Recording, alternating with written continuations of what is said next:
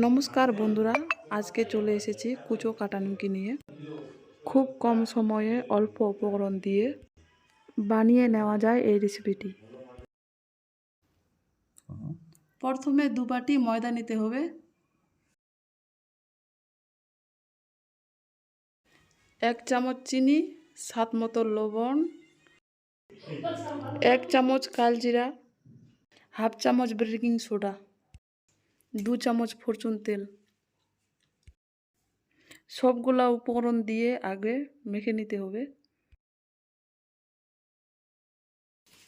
অল্প অল্প করে জল দিয়ে এখন মেখে নিতে হবে।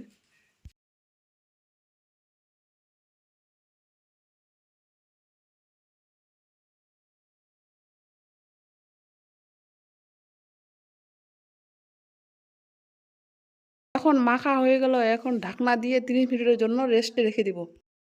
কড়াইটা গরম করে এখন তেল দিয়ে দিব।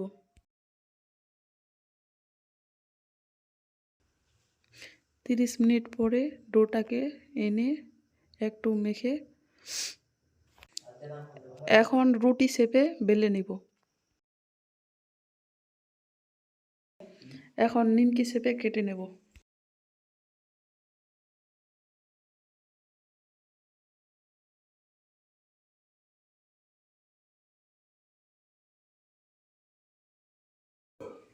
কাটা হয়ে গেল, এখন কড়াইতে দিয়ে দিব।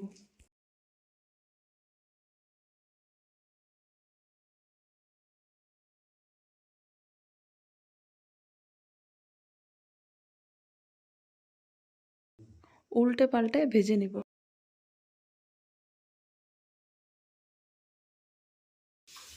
ভাজা হয়ে গেল, এখন উঠিয়ে নিব। যদি ভিডিওটি ভালো লাগে লাইক, কমেন্ট, শেয়ার, সাবস্ক্রাইব করে দিবেন।